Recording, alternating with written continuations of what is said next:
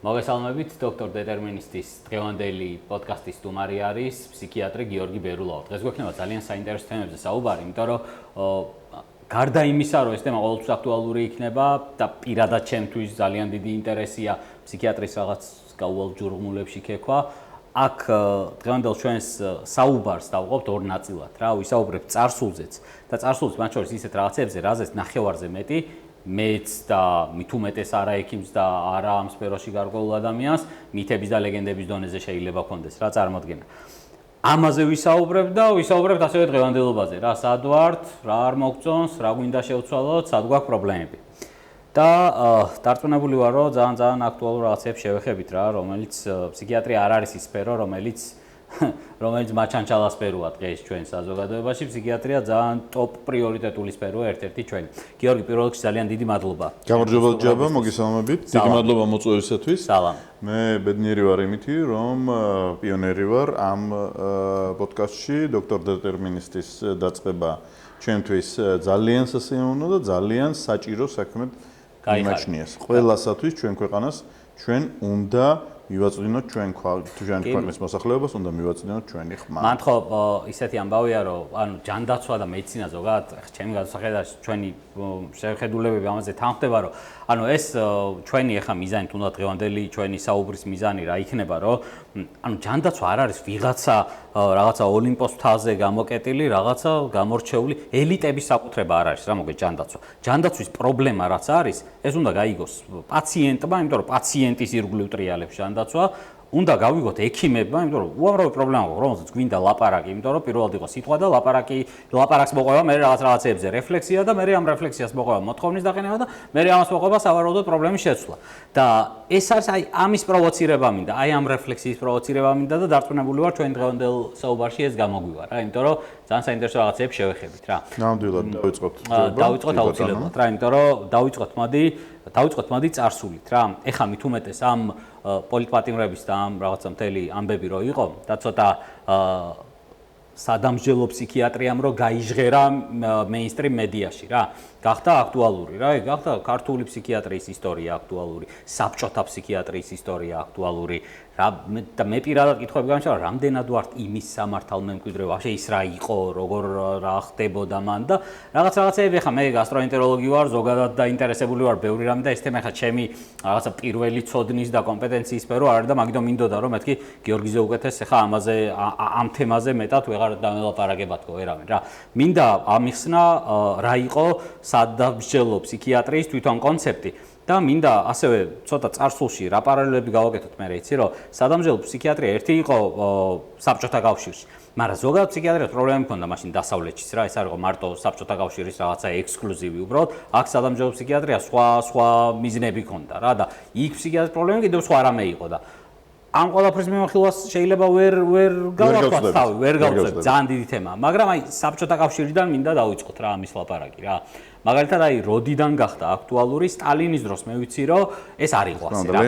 სტალინის დროს იყო გულაგი და ვლადიმერ ლენინი და იოსებ სტალინი არასოდეს არ დახურდავდებოდნენ იმაზე რომ მედიცინის დარგს სხვათა შორის ორივეს ძალიან საინტერესო დამოკიდებულება ჰქონდათ ზოგადად მედიცინისადმი. ანუ მიუხედავად მათი უამრავი არაადამიანობებისა, რომელიც მათ ჰქონდა ჩადენილი, ისინი მაქსიმალურად ინარჩუნებდნენ მედიცინის ავტონომიურობას, დამოუკიდებლობას, ასე მაგალითად საყოველთაოდ ცნობილი არის, რომ როდესაც იქმნებოდა ის უზარმაზარი, ხო, აი სემაშკოს მოდელით რო გვასწავლიდნენ ჩვენ. საბჭოურ მედიცინას სინამდვილეში ეს რა თქმა უნდა ბისმარკის მოდელია განმოდებებული მთლიანად. გერმანელებისგან მე-19 საუკუნის ბოლოს, მე-20 საუკუნის დასაწყისში რაც გააკეთეს კაიზერის გერმანიაში. შესაბამისად, როდესაც ჯანდაცვის სისტემის ორგანიზაცია, რომელიც ჰქონდა მართლა საუკეთესო კაიზერის გერმანიის იმპერიას ნამდვილად საუკეთესო ჰქონდა. ყველა დაზღვეულია ჯანმრთელები ვიხდით ავადმყოფების კურნალობის საფასურს, ორმაგი დაზღვევა, ორმაგი მომსახურება, ანუ საცხოვრებელის მიხედვით და პროფესიული დასაქმების მიხედვით, პროფესიულ დაავადებათა პრევენცია მკურნალობა და საცხოვრებელის მიხედვით აღმოცენებულ დაავადებათა პრევენცია და პრომოცია. გასეებია, ანუ ბევრი ფონდები ეს არის ის, რაც მაგას ვერ წაართმევ. როგორც თქვით, რა თქმა უნდა, ახლა. დღემდე მე მგონი კი, რა თქმა უნდა, როგორც არის ის ძველი анекдоты, русском происхождении африканских слонов. და არქეს სემაშკოს მოდელი, ბისმარკს არავინ არ მოიხსენიებდა, არც რუდოლფ ვირხოვს, არც ერთ გენიალურ გერმანელს, რომლებიც ავტორები იყვნენ ამ მოდელისა, მაგრამ იოსებ სტალინმა და ვლადიმერ ლენინმა დაიწყო და იოსებ სტალინმა რომ გააგრძელა ეს სრულად დაიცვეს ამ მოდელის ფორმირებისას მედიცინის ავტონომიურობა. ძალიან დიდი დისკუსია იყო და პირადად სტალინმა დაუსვა სხვათა შორის იქ წერტილი, რომ იყო აი ისეთი გულაგური მიდგომები მედიცინის მიმართ, რომ აი ჩაწერის ინსტიტუტი ხო გვაქვს? всё, მივამაგროთ ადამიანი პოლიკლინიკაზე და რაღაც იმაზე, რა ქვია, დიდ კლინიკურ განათლებას და მე ვთქვათ, რომ ნუ პრინციპში მოგდით თქვენ მოგეფსახურებათ, თქვათ იმის ლენინგრადის ობლასტში. რუსეთში, აბა, არა, მეფის რუსეთში არც ვიცი მეცინა, რომ ასეთი არ იყო, ხო? ეგ სისტემატიზაცია ამათ გააკეთეს. არა, იყო კიდე უფრო უარესი, რომ აი მოდი პრაქტიკულად ჩაწერის მიხედვით იყოს პაციენტების მიმართულების ორგანიზება დირექტიულად სახელმწიფომ დაავალდებულოს მოქალაქეებს, რომ მათ მიმართონ მხოლოდ ჩაწერის ინსტიტუტის დამიხედვით სამედიცინო დაწესებულებები და ასე. რატო ვიწყებთ ახლა ასე შორიდან, ხო? და სხვა შორის იოსებ სტალინმა იმ წუთასვე გააწყვეტინა, რომ ეს არავითარ შემთხვევაში არ შეიძლება გაკეთდეს. ჩვენ ბოლშევიკები ყველგან და ყველაფერში ვებრძვით კერძო საკუთრებას, მაგრამ არის სფეროები, რომელშიც ჩვენ უნდა შევეგუოთ კერძო ინიციატივის არსებობას და ერთ-ერთი არის მედიცინის სფერო. კერძო ინიციატივის და სტალინი, ანუ მაგალითად ის აღიარებდა კერძო პრაქტიკის უფლებას ექიმების. ვიღაცა ექიმების, არა, ექიმების კერძო პრაქტიკის უფლებას უპირობოდ აღიარებდა საბჭოთა წყობილება ვლადიმერ ლენინის და იოსებ სტალინის დროსაც და არგუმენტი მოიყვანა. თუ ჩვენ ახლა მივამაგრებთ პოლიკლინიკურ დიდ გაერთიანებებზე ადამიანს ჩაწერის მიხედვით, ჩვენ შევეხებით პაციენტის უფლებას აერჩიოს თავისი მკურნალი ექიმი. ეს დააზარალებს ჯანდაცვას, ეს გამოუთხრის ნდობას ექიმსა და პაციენტს შორის მთელი ჩვენი ქვეყნის მასშტაბით და ამის გაკეთება არ შეიძლება. ამიტომაც ჩვენ იზოლებული ვართ, რომ ამ შემთხვევაში შეურიგდეთ კერძო ინიციატივის არსებობას. ვიწყებთ ქართულს ვიწყებთ სადამჟილო ფსიქიატრიაზე ლაპარაკით იმისი, რომ წამომცდა კომპლიმენტი ვლადიმერ ლენინისა და იოსებ სტალინის სტალინიზმის დაცვა ძალიან სიაკედა. ხო, რატომ ვლაპარაკობთ ამაზე ჩვენ, რომ საბჭოთა სამედიცინო სისტემა იყო უზარმაზარი მონსტრი, ხო? რომელიც ტოტალური ბიუროკრატიული და სიმძლავრით ერთის მხრივ, მაგრამ ძალიან დიდი ინსტიტუციონალური რესურსითა და კაპიტალდაბანდებით გამოირჩეოდა, ხო? შესაბამისად, რა თქმა უნდა, რო გადავხედოთ, ხო, თავხდებით იმაზე, რომ საბჭოთა კავშირის ისტორია ლენინ-სტალინის ერთის მხრივ და მერე ხრუშჩოვ, ბრეჟნევ, გორბაჩოვის პოსტსტალინური ერა. ხო, ლენინ-სტალინზე შევთავაზეთ. ეს არის 1917-53, როდესაც დასამყარებელი არის დიქტატურა ვითომ პროლეტარიატის და სინდამდვილეში ნოვი კლას, ანუ პარტოკრატიული ნომენკლატურული ელიტა შესაქმნელია, რომელიც ჩაანაცვლებს მთლიანად სამღვდელოებას და რელიგიას, ეკლესიებს და მონასტრებს ჩაანაცვლებს, გვაროვნულ არისტოკრატიას და ჩაანაცვლებს საბანკო, საფინანსო და სამრეწველო კაპიტალიზმს. შესაბამისად, ჩვენ ვიცით ეს ყველაფერი, რომ განხორციელდა 1917-1953 წლებში, პრაქტიკულად, როდესაც დასრულდა პირველი ეტაპი ამ მისი, ის ყველაზე სისხლიანი იყო. კი, თავისთავად. და იგი დაკავშირებული იყო იმასთან, რომ პრაქტიკულად მიმდინარეობდა ჩვენს მიერ მთელი ამ ჩამოთვლილი სამი კლასის, ხო? გვაროვნული არისტოკრატია, ფინანსურ მატერიალურ ესეთი ეკონომიკური ელიტის კაპიტალისტების ეგრეთ წოდებული მოსპობა და სამღვდელოების მოსპობა, ფიზიკური სრული, ხო? ჩვენ ვიცით, რომ ბოლშევიზმი ეს არის ის სოციალური ინჟინერია, რომელიც სოციალური კლასობრივი კუთვნილების მიხედვით აცხადებს ადამიანებს კანონდარეშეთ აცხადებს მათ სამიზნედ პროლეტარული რევოლუციის ტერორისა და სამართლა ეგრეთ წოდებული, ხო, რევოლუციური სამართალცნობიერებით მათ და ანგარიშწორების სუბიექტებად აცხადებს მას და მერე დაუნდობლად სპობს ნებისმიერ ქვეყანაში, სადაც იგი შეაღწევს 1953-56 წლამდე აი ამ 3-7%-ს დაახლოებისა, ხო, ჩვენი მიერ ჩამოთვლილი 3%-ისა ის დაუნდობლად სპობს მათ როგორც სოციალურ მოვლენას და შემდეგ უკვე იწყებს ახლის შენებას, ხო? ჩვენ რა გვაქვს? ბოლშევიკური იდეოლოგია გვეუბნება, რომ 1953-56 წლებში როცა გარდამავალი პერიოდია და სანამ ხრუშჩოვი გამოხდება მეოცე დესტალინიზაციურ სიეზზე თავისი ხალხგანთქმული რეჩით ჩვენ გვაქვს აი ეს რეალობა, რომ მოსასპობია ეს სამი ფენა. მოსპობილია რა უფრო. ჩვენ თან როგორ არის? ეხლა მან წარმოდგენა იმისი, რომ რაღაც სადამსჯელო ფსიქიატრიაზე, ანუ ვლადიმერ ლენინს, ხო, ანუ იოსებ სტალინს დაეწყო მაგაზე ფიქრი, რომ ვიღაცა, ხო, ამათთვის თან მაშინ გავითვალისწინოთ არ არსებობს ფსიქოფარმაკოლოგია. აჰო. და არ არსებობს neurochemical strain, რასაც ქვია ინგლისურ ტერმინოლოგიით. წამლებით ცოტა. წამლებით რო ადამიანი შეიძლება ისე დათრგუნო, რომ არავითარი ხელბორკილი არ დაგჭირდება. ფსიქიატრია რა დონეზეა მაგ დროს? ფსიქიატრია არის ბიოლოგიური ფსიქიატრიის განვითარების დონეზე, ეს ძალიან ანუ ცოტა გაგვიმარტებ ბიოლოგიური. ბიოლოგიური, აი მაგალითად, როდესაც იძულებული ხარ გამოიყენო ბიოლოგიურად აქტიური ისეთი მეთოდები, რომელიც ეხლა რო გამოიყენო, წამებაში ჩაგეთვლება ადამიანის. ინსულინ კომატოზური თერაპია. მე იყო პიროგენალით თერაპია, სიცხის ლობოტომია, არა, ლობოტომია, ფსიქოქირურგია. არა, ფსიქოქირურგია ეს გაეტანო ენოშმონიში, კაგრას 1955-56 წელია, როდესაც ნობელის პრემიას იღებს. და მერე 1975-76 წელში ტრაგიკულად ასრულებს თავის ცხოვრებას ფსიქოქირურგიის ფუძემდებელი. ძალიან დიდი პორტუგალიელი ნეიროქირურგი გაეტანო ენოშმონიში, რომელმაც ძალიან ფსიქიატრიაში არ არის ბევრი ნობელის პრემია, ხო? ერთ-ერთი ნობელის პრემია 55 კაცმა მიიღო, მაგრამ 75 წელს ამ ადამიანმა ტრაგიკულად დაასრულა თავისი სიცოცხლე. პაციენტმა დაჭრა. ნახარა თავისი მეთოდის საშინელი ტოტალური ორგანული დემენციით დამთავრებადი შედეგები, მან სუიციდუმით დაამთავრა სიცოცხლე. oi, თავი მოიკლა, ხო? ამ ადამიანმა თავი მოიკლა. აი ესეთია ფსიქიატრიის ისტორია, იცით? გაეტანო ეგაშმონიშე, ხო? ეს არის გენიალური აბა ნეიროქირურგი. ისა რა. ხო, პორტუგალიელი ნეიროქირურგი, ნობელის პრემიის ლაურეატი. ხო, და 20 წელიწადში ეს ადამიანი რო ხვდება, რომ მე რა გავაკეთე, წერს, რა თქმა უნდა, გამოსამშვიდობებელ წერილს. როგორი ჩემთვის ძიმე ამას და ლაპარაკი როგორც აი ჩვენ ცოტა გადაუხვიეთ, ხო?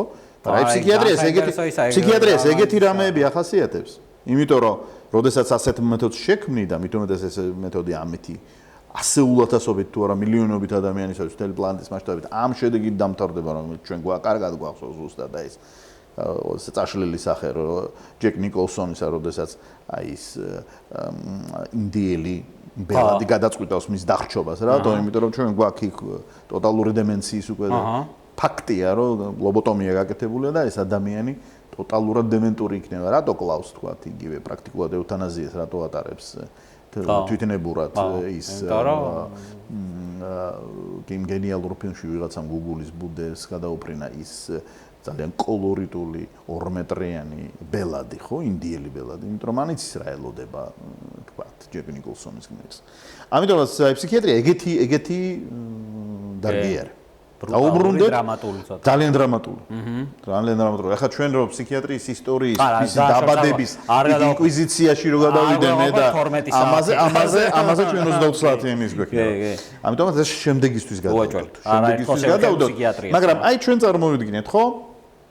პრინციპში 1953-56 წლები ეს არის გარდამავალი პერიოდი, ხო? თეორია გვეუბნება ბოლშევიზმისა და მარქსიზმ-ლენინიზმისა, რომ სოციალიზმი აშენებულია, ჩვენს მიერ ნახსენები კლასები, არისტოკრატიის, სამღვდელოებისა და ფინანსური და სამრეწველო კაპიტალისტური ელიტისა მოსპობილია. შემდეგ რა თქმა უნდა ეს უკვე დიდი ტერორის დროს 1937 წელს მათ მდიდარი ეგლეხობაც რო წაყვადა ინტელიგენციის ის საუკეთესო ნაწილი ესეც გაკეთებულია და ჩვენ გვაქვს თეორია გვეუბნება რომ ჩვენ გვაქვს მუშურ-გლეხური სახელმწიფო. თითქმის იდეალურ ქვეყანაა. იდეალური არა ეხლა საბჭოთა კავშირის კონსტიტუციას რო წაიკითხებდი, დაიჯერებდი რომ სამოთხე აშენებულია ქვეყანაზე, მაგრამ როგორც კი ჩამოხვიდოდი საბჭოთა კავშირში, მიხვდებოდი რომ ფრანსუა დე ლა როშფუკოს გენიალური გამონათქვამი რომ ნებისმიერი მცდელობა დედამიწაზე სამოთხის აშენების ჯოჯოხეთის მოდიფიცირებული ვარიანტის შექმნით დამთავრდება. და სხვათა შორის ეს ფრანსუა დე ლა როშფუკომ თქვა 1799 წლის 19 ან 20 ივლისს არ მახსოვს. და შესაბამისად რო ჩამოხვიდოდი მიხვდებოდი რომ ფრანსუა დე ლა როშფუკო ზუსტად ეს გამონათქვამი ებსოდა სწორია. შესაბამისად წამოვიდა ის რომ აი ეს ოცეპელი რო იწყება ნუ ეხლა გულაგი პრინციპიალურად დაშლილია. კი. დაახლოებით 10-15 მილიონი ადამიანი რომელმაც იცის რაზე იდგა ეს ლენინ-სტალინის სეული საბჭოთა კავშირი ბრუნდება. და იწყება და ნუ ხრუშჩოვმა ხო ესეთი გარიგება დადო ხო მოსახლეობასთან ეს რუსული ტერმინი რო იყო რომ კუხნი პროცესი. თქვენ კუხნაში რას ლაპარაკობთ? არ შეგიხებით. ოკეი. ხო. არა, მიდით, ილაპარაკეთ. საჯარო სივრცე? ხო, მაგრამ საჯარო სივრცეში არ გაბედოთ არაფერი. მაგრამ აი ეს კუხნებში ამ კიჩენებში, აი ამ სამზარეულოებში ლაპარაკი უკვე დაიწყო. და პარალელურად ჩამოდიან ის ადამიანები, რომელიც გამობრძმედილი არიან სტალინის გულაგში, რომელსაც არაფრის არ ეშინიათ დედამიწის. და ამათ ეხა ომის შემდგომი ხალხიც რა. და ომის შემდგომი ვეტერანები ხო, ვახსენებთ მელე რა. გენერალ საბჭოთა კავშირის იმას რა, აპოლოგეთს რა. რომელიც გადაიქცა უცებ. კი ბატონო. რა საჭირო ადამიანად რა. კი ბატონო. კი ბატონო და შესაბამისად კონტროლის ეს მექანიზმი აღდგენას არ ექვემდებარება ახლა მეორე 37 წელს 1956 და 58 წელს უკვე ვერ დაატრიალა. ძალაც აღარ არის მაგისი. არც ძალა არის და სამყაროც ხვანაირია. სამყაროც ხვანაირია. კლასები ჩემს მიერ ნახსენები მოსპობილია. ოფიციალური დოქტრინა აცხადებს, რომ არსებობს მუშათა კლასი, არსებობს კოლმეურნეო გლეხობა.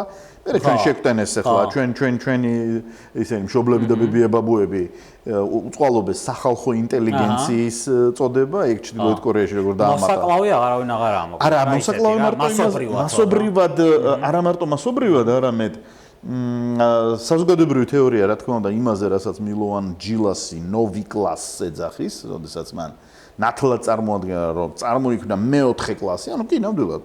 ნამდვილად არსებობდა მუშათა კლასი და მუშურ პროლეტარული ფენა, ნამდვილად არსებობდა კოლმეურნეო. ნამდვილად არსებობდა სახალხო ინტელიგენცია, მაგრამ მეოთხე კლასი ვინ იყო? მართველი კლასი? პარტნომენკლატურა. აჰა. პარტიული ნომენკლატურა ხო ჩამოყალიბდა ეს კლასი შეიქმნა და ამ კლასს, რომელსაც გამოვლილი ჰქონდა მთელი ლენინ-სტალინის ეპოქა ჰქონდა დეკლარირებული და ყველა საბჭოთა კონსტიტუციაში თანა მიხეილ გორბაჩოვმა არ შეცვალა კომუნისტური პარტიის ლიდერული როლი, ხო?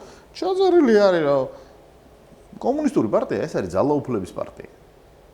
რომ ის არ შეიცვლება, იმიტომ რომ უბრალოდ მე-6 სტატია საბჭოთა კავშირის კონსტიტუციის 1978 წლისა, არ მახსოვს სტალინის კონსტიტუციაში რომელიც სათანადო მუხლი იყო, უბრალოდ გეუბნება რომ არავითარი სხვა საჯარო პოლიტიკური აქტივობა არ იქნება გარდა კომუნისტური დოქტრინისა და კომუნისტური პარტიის. არ არის ლეგალური. არ არის ლეგალური. და აი აქ მოდის უკვე აი ეს ერთის მხრივ სამზარეულოს ეს პროტესტი საბჭოთა კავშირში და მეორეს მხრივ ის ჩემს მიერ ნახსენები დაახლოებით 15-20 მილიონი ადამიანი უზარმაზარია ხო საბჭოთა კავშირში მაშინდელი 240 მილიონი, მაგრამ 15-20 მილიონი ადამიანი რომელიც ერთის მხრივ გულაგიდან დაბრუნდა და მეორეს მხრივ გამოვლილი აქვს მეორე მსოფლიო ომი. და ან ომიდან დაბრუნდა. ხო, და ან ომიდან ან გულაგიდან დაბრუნებულები არიან, მე იქ ცოტა ვიეტნამის ვიეტნამის კორეის ომი დამთავრდა, რაღაც ისე ცივი ომი დაწყებულია. და უცებ ამ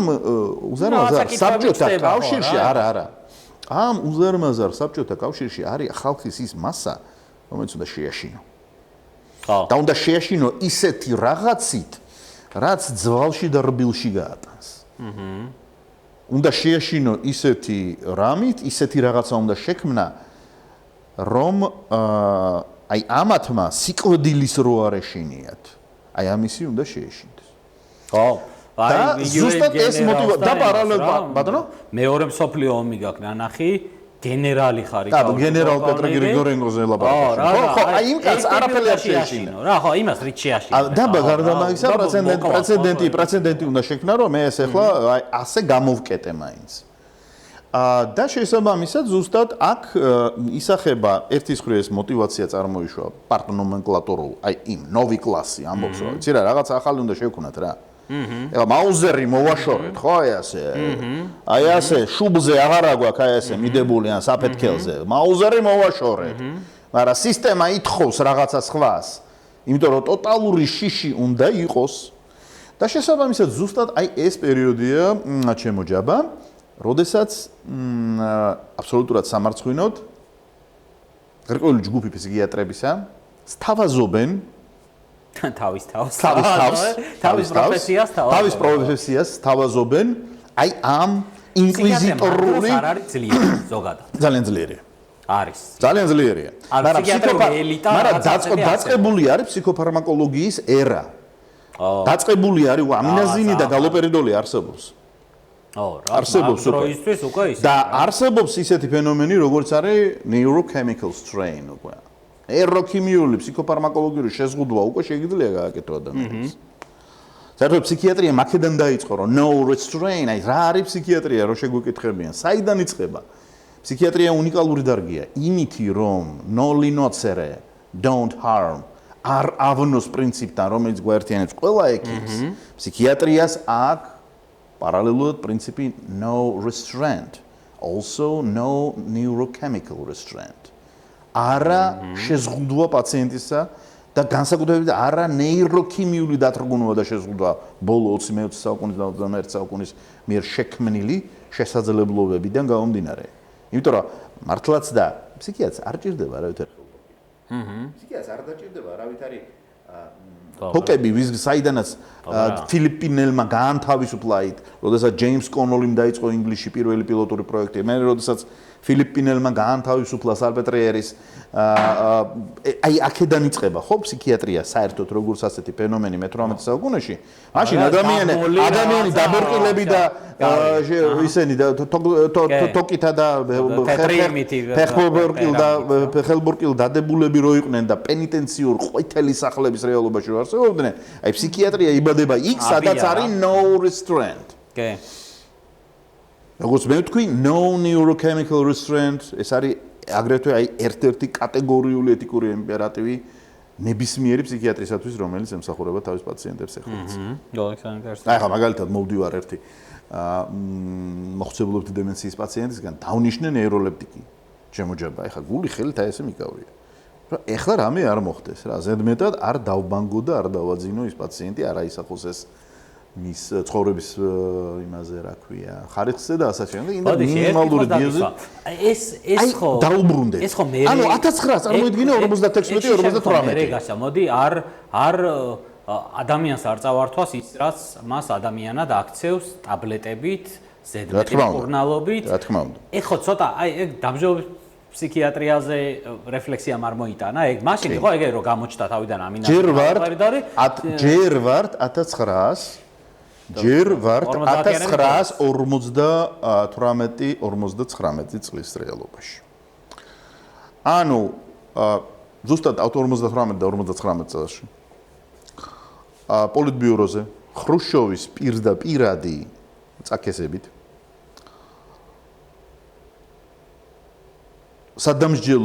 მომავალი სადამსჯელო ფსიქიატრიის მომავალი გენერლები სნეჟნევსკი, მოროზოვი ნაჯაროვი ეს სამი ძირითადი პირი არის. რომელიც ამას აკეთებია. ძალიან დიდი, არა, ფიგურები იყვნენ, რა თქმა უნდა, ახლა.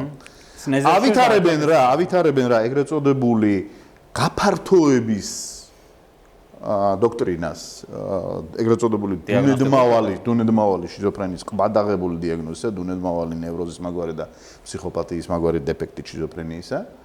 და მეორე მხრივ ახდენენ მის სასამართლო ფსიქიატრიულ იძულებით მკურნალობით სტანდარტში ჩართვას, აი ეს 58-59 წლებში ხდება პირველი, აი ესე ყლორტები პირველი ეს ინკვიზიციური ყლორტები ამოუშვა საბჭოთა სადამსჯელო ფსიქიატრია.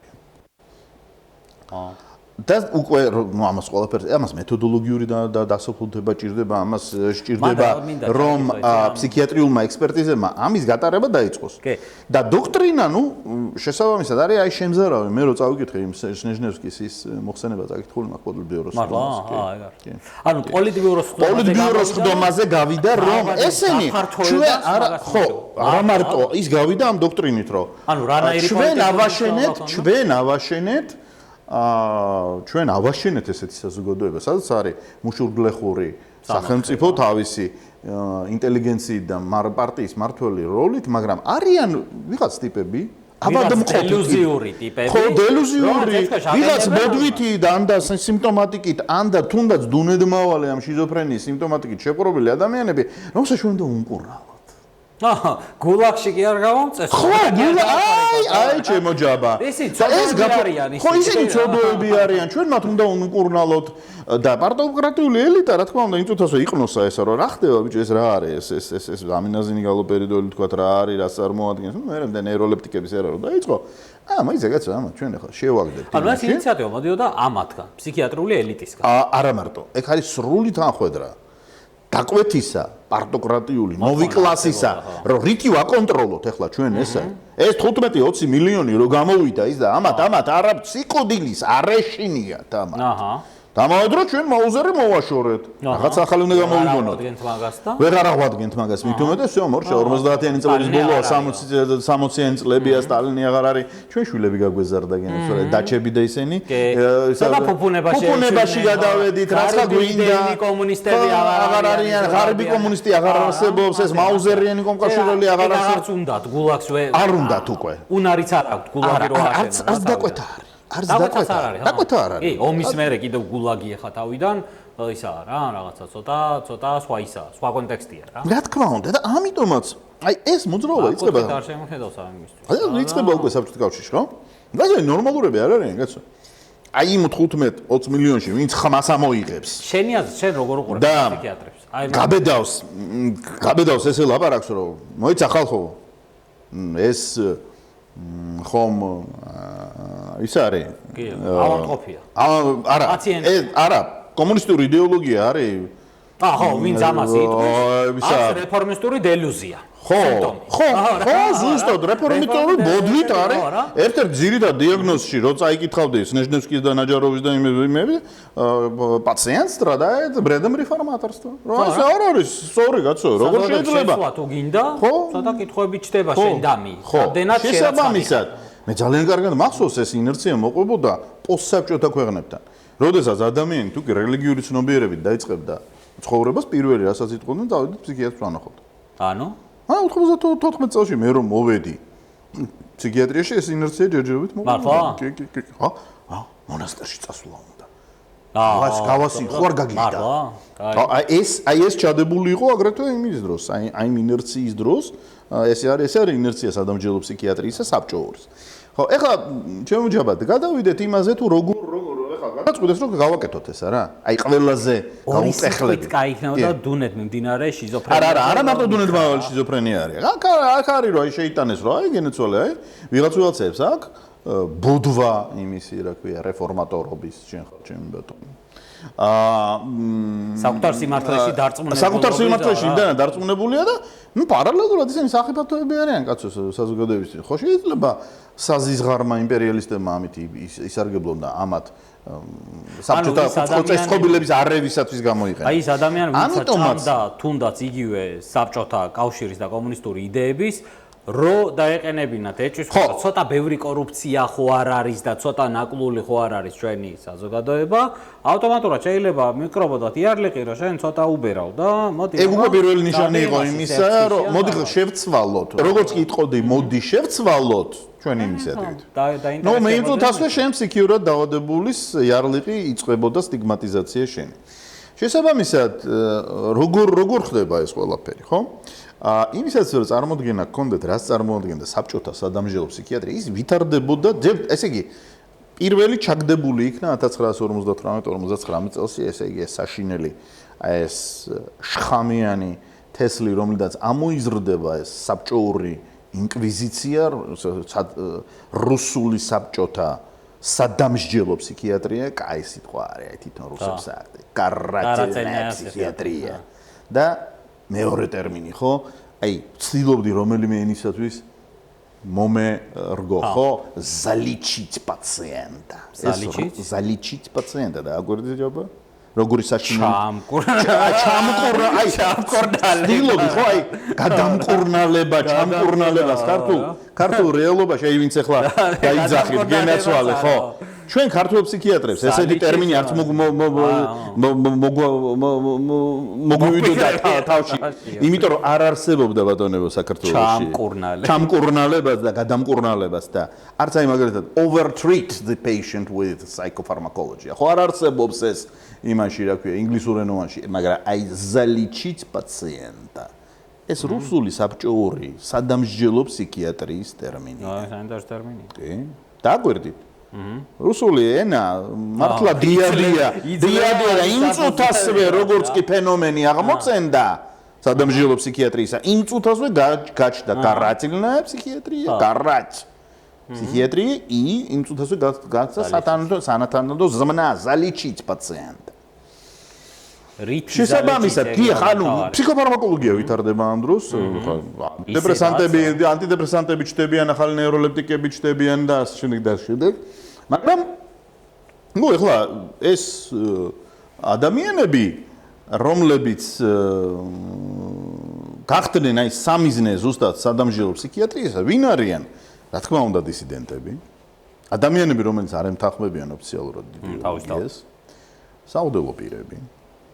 ხშირ შემთხვევაში ვინც შემორჩნენ და ვინც არ არიან კგბ-სთან შეკრულები და რა თქმა უნდა ის ადამიანები რომლებიც ექსცენტრული ქცევით გამოირჩევიან. ექსცენტრიები. ხო, ყველა აი პანკი, ხიპი, ისა რა ქვია, სტილაგები. წელიც ემთხვევა 68 წელია. კი, არა, ეხლა უახლოვდებით 68 წელს, ხო, უახლოვდებით 68 წელს, უახლოვდებით 68 წელს, ძალიან დიდი მადლობა ჯობა. ძალიან დიდი მადლობა. არა მარტო, ხდება უმნიშვნელოვანესი რამე. ხო? კუბის რევოლუცია არის ბოლო რევოლუცია, სადაც გაღარიბებულმა, დეკლასირებულმა პროლეტარულმა რევოლუციურმა კლასმა დაამხო ფულხენსიო ბატისტას ხელისუფლება. 1968 წელია და იცვლება რევოლუციური კლასი. რევოლუციური კლასი ხდებიან სტუდენტები. მორჩა. დოქტრინა შეიცვალა, ხო? სადაც კი რევოლუცია მომხდარა, ხო, ამის შემდეგ, ხო? მუშათა კლასი არ გამოსულა და პროლეტარიზებული ნაწილი არ გამოსულა დასამხობად. სტუდენტებს დავიდა აქცენტი. აიათოლა ხომეინი სტუდენტებს მოყავთ ხელისუფლების სათავეში. ნებისმიერი სხვა რევოლუციური აქტივობა 1990 წლის ხავერდოვანი რევოლუციები სტუდენტები არიან, მისი მამოძრავებელი ძალა. ჩეხეთი, პოლონეთის სტუდენტები არიან და ასე შემდეგ და ასე შემდეგ. ამიტომაც შესაბამისად აი პარტოკრატიული ელიტა ძალიან ასწრაფებს აი ამ პროცესს ფორმირების სადამსჯელო ფსიქიატრიის. უკვე ბრეჟნევია, ხო? შესაბამისად ხრუშჩოვის დროს პირველად მოიქოკა, იქ შენ ძალიან სწორად ახსენე გრიგორენკოს кейსი, კი ის ადამიანი დაავადდა, კაცო ფსიქიატრიული დაავადებით, მაგრამ რასაც გაიძახოდა, ხო, მაგის გულისათვის ის უნდა შეიღო ყირიმელი თათრების იმაზე, პირველად მოიღო კაცმა ის, რა ქვია, უფლებებზე ხმა და შესაბამისადაც, ნუ, მოხვდა ფსიქიატრიაში.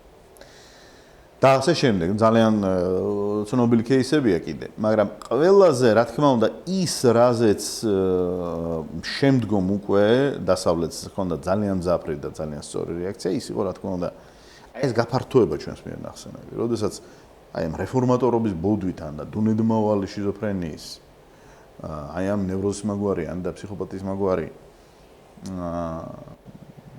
დიაგნოზით უკვე ის ადამიანები ხვდებოდნენ ფსიქიატრიულში წლობით და ზოგჯერ აწლეულობით არანებაყოფლობით იძულებით კურნალობაზე რომლებსაც არც დიაგნოზი ჰქონდათ და ნეიროლეპტიკის ხმარება არ შეიძლება ახლა ეს ადამიანზე მისი ახმობის გარეშე. თან მით უმეტეს ზალეჩიც რო ახსენეთ ჩვენის ტერმინი, ჩვენ მერე განვიხილავთ აი ზუსტად იმ რუსული საბჭოთა სადამსჯელო ფსიქიატრიისათვის დამახასიათებელ ნეიროლეპტიკებსაც, ხო? აი ეს რაც საშინაო. კი ბატონო. მაგრამ აი ზუსტად კი ბატონო, ხო? რა თქმა უნდა, აი ამ ადამიანებს რო წარმოდგენა ქონდეთ, ვინ არიან ის ადამიანები, ვინც დაექვემდებარა რა სადამსჯელო ფსიქიატრიას, მე მოუწოდებ ჩვენს მომაკვეთულ მაყურებელს დაძებნოს ორი ადამიანის ისტორია, ხო? ეს არის რა თქმა უნდა ვლადიმერ ბუკოვსკი. და ეს არის სემიონ გუზმანი, ხო? ხო. ვლადიმერ ბუკოვსკი რა თქმა უნდა ძალიან ბევრი მასალებია, გაცილებით ცნობილი არის ვლადიმერ ბუკოვსკი, გაცილებით ცნობილი. პირველი მაგან გამოიტანა ბუკოვსკი, ხო? ეს სადამსჯელოს და შიგრით რა შევა? ერთ-ერთი პირველი, არა, ერთ-ერთი პირველები იყვნენ სემიონ გუზმანი და ვლადიმერ ბუკოვსკი. ცოტა ჩავრთოთ ისა? რა ჩავრთოთ? საბჭოური რუსული შავი იუმორი. რატომაც არა? ცოტა კაცრია რა. გასრის ჩასტუშკა, საბჭოური რუსული ჩასტუშკა 1970-იანი წლების ბოლოსი. Обменяли Карвалана на простого хулигана. Где же найти такую, будучи моутховия, блять, чтобы Брежнева сменять? Es იყო აი ის ჩასტუშკა, რომელსაც ღეროდნენ საბჭოთა კავშირში, როდესაც ხუან კარვალანში, ჩილეს კომპარტიის პირველ მდივანში გაცვალეს ვლადიმერ ბუკოვსკი. ჟენევაში ჩატარდა ეს სპეცოპერაცია, იანეცვალე. გერეუს და კგბ სპეცნაზი იყო. ეგ რომელი წელია? 1978 თუ 79. უკვე ბოლო ისა. არა, როცა გამოვლილია გიჯოჯო ხეთი. პანიკა ატეხილი. არა, მარტო პანიკა, ჰელსინკის ის არის, რა ქვია, კავშირი უკვე ჩამოყალიბებულია, ჩამოყალიბებულია ძალიან სერიოზული ორგანიზაციები ჟენევის ინიციატივა ფსიქიატრიაში და უკვე პრაქტიკულად სიებს დებენ დაზვერვები. რა, აი ეს არის იმაში შეგდებული სპეცუხაში. და უნდა წარმოვიდგინოთ, ხო? მაინც დაუბრუნდეთ 60-იან წლებს, დაუბრუნდეთ აი სპეცუხებს და ხო. შესაბამისად, რა უნდა მოხდეს, ხო? კონტინგენტი არც ისე დიდია, ხო? ლაპარაკი არის დაახლოებით მე თუ არ ვცდები 1958-59 წლებიდან რო დავიწყოთ და 1987-ში, როდესაც საბჭოთა რუსული სადამსჯელო ფსიქიატრია დამთავრდა. ჩვენ ეს 30 წლები რო განვიხილოთ, პრინციპში არის ლაპარაკი დაახლოებით 12000 კაცზე, რომელიც ეს და ამას და მაქსიმუმ 15000-ზე, მაგრამ ეს მართლა საუკეთესო ნაწილია, ხო? კი. ეს არის აი ზუსტად აი 15-20 მილიონის აი ნახები არის, ის რომელიც ყველაზე სახიფათოა. აჩვენებს ქართველები? ქართველები იყო მცდელობა რომ ზუსტად გამსახურდიან მერაბ კოსტავა აგრეთვე თოროსტები იყო სერბსკი იყო ცენტრი იყო მცდელობა ეს ძალიან ტიპოსპეციფიური ისტორია და იყო მცდელობა და იქ ძალიან დიდი ბრძოლა იყო სხვათა შორის და მერაბ კოსტავას და ზუსტად გამსახურდიას სათვის დუნდომავალი შიზოფრენიის დაწერის მცდელობა იყო მაგრამ ის ჩავარდა მართლა? დიახ. რადიოგრამს დაუსვამს სერბსკიში? ის რომელიც ეკუთვნოდათ ორივეს. კი, მაგრამ დუნდომავალი შიზოფრენიისა რომ არანებაყოფლობით კურნალობაზე გაეშვათ, ეს მცდელობა ჩავარდა.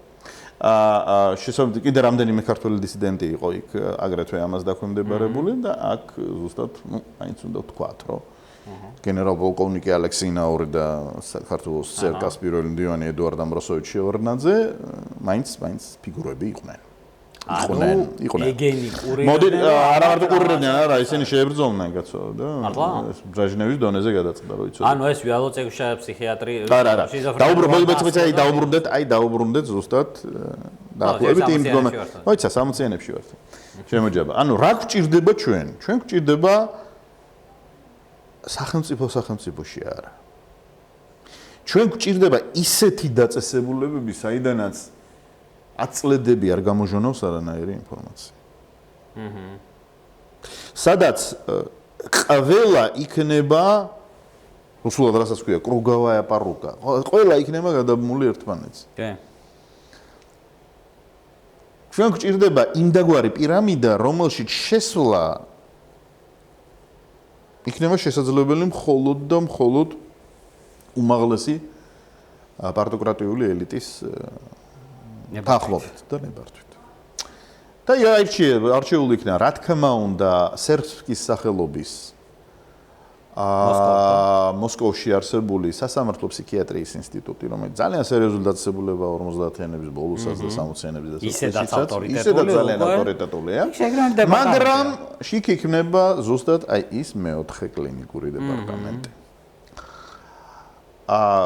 ეს არის ის დეპარტამენტი, რომელიც ზუსტად მუშაობს დისიდენტებზე. იქ არიან გატარებულები ჩვენი ქართველი დისიდენტები, რომელიც ვახსენეთ, მერაბ ზაზუიაძეც იქ არიან ნახავ. და ეს უშვებს მე და იგივე ბუკოვსკიც და ხო ეს უშვებს არანებაყოფლობით მკურნალობაზე. და ბუკოვსკიც, სებიან გლუზმანიც, ვლადიმერ ბუკოვსკიც, ამ ყველამ გაიარა ეს მეოთხე კლინიკური განყოფილება. ეს არის უზარმაზარი ესეთი. გიორგი, ეგ იყო ჩვეულებრივი სამედიცინო დაწესებულება, აქ ჩვეულებრივი როგორ იყო? ჩვეულებრივი არა, ეს იყო სარეჟიმო, ისეთი ექსპერტიზები ტარდებოდა და ისეთი ის იყო кейსების განხილვა, რომ მართლა კაზუისტიკური იყო და საინტერესო. ეს სპეციალური უყურე, ანუ თვითონ თლიანად სერბსკიშიც არ ხდება, ხო, გავრცელება ინფორმაციის. არა. რას წარმოადგენს მეოთხე კლინიკური განყოფილება? მეოთხე კლინიკური განყოფილება ეს არის იმდაგვარი სისტემა, რომელშიც სერბსკის ინსტიტუტის, ვინც მუშაობს, თქვათ, დისიდენტების кейსებზე. ხო? სერბსკის ინსტიტუტში თუ მუშაობ სხვა განყოფილებაში, სხვა დეპარტამენტში. განგიდა განყოფილების გამგე იყო, მით უმეტეს ჩვეულებრივი ორდინატორი ვერ შეხვალ. ვერ შეხვალ უბრალოდ. დგას სახელმწიფო უშიშროების კომიტეტის პირველი ისა და პრედიევიცი დოპუსკ. Всё, მორჩა რა. ჩიტი ვერ შეფრინდებოდა 30 წლის, არა, 30 წლის განმავლობაში იქ ჩიტი მართლა ვერ შეფრინდებოდა. სანიტრები ვინ იყვნენ, ჯაბა? ეგ ძალიან საინტერესო ისტორია, ეგ შენ გავიგე, არ ვიცოდი, მე გარდავსეთ. მოსკოვის სანიტრები ვინ არა, ვინ იყვნენ? ესეთი განყოფილების სანიტრები. კლინიკური განყოფილების სტანდა, ექსპერტო განყოფილების სანიტარი. საექსპერტო განყოფილების სანიტარი, აგერ ჩვენთან ასათიანზე სანამ ცოცხალი იყო ფსიქიატრია, იყო ერთი 2 მეტრიანი ძალიან ესეთი ძლავრია კომპლექციის აგებულების ბატონი უშანგი ერქვა, ესეთი კაი ძალიან ესეთი თან გულიანი კაცი იყო და საექსპერტიზის განყოფილებაში იყო სანიტარ უხუცესი დავარქვა და ძალიან მაგარი კაცი იყო, სხვათა შორის ძალიან ქრისტიანული გულით და იცოდა ორგანიზება როგორ არის ხა პაციენტი თუ აიგზნო როგორ უნდა ფსიქიატრიული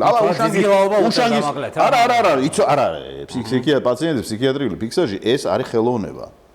და მე ვამაყობ რომ ქართული ფსიქიატრი ვარ მაგალითად იმიტომ რომ ჩვენთან საქართველოს ფსიქიატრიაში მიხეილ ასათიანიდან მოყოლებული შემზღუდავი ეგრეთ წოდებული სმირიწილნაირო ბაშკან შემზღუდავი პერანგი არასდროს არ არსებობდა რატო იმიტომ რომ ეს ძალიან ტრაუმული ის არის რა ქვია ძალიან ტრაუმულია გარდა მაგისა იზოლაციის ისენი ჩვენთან არასდროს არ არსებობდა იმიტომ რომ ეს ძალიან ეს არახუმანური მოპყრობის შემცველი სასტიკი მოპყრობის შემცველი ის არის მეთოდოლოგიები იმიტომ რა ესეთი იყო ქართული ფსიქიატრია დიახ ვინც ზოგიერთები ჯალათობას და დამსჯელობას რო გვაბრალებ. ეს რა ხო? ხო, არა, ნუ ჩაბძანებული ყავით გენოცველი, ჩაბძანეთ ახლა იმაში, რა ქვია, გინდა უკრაინა რუსეთი დაწყებული, რომელიც პოსტსაბჭოთა არის და იმითი რა ქვია, ნებისმიერ იმაში.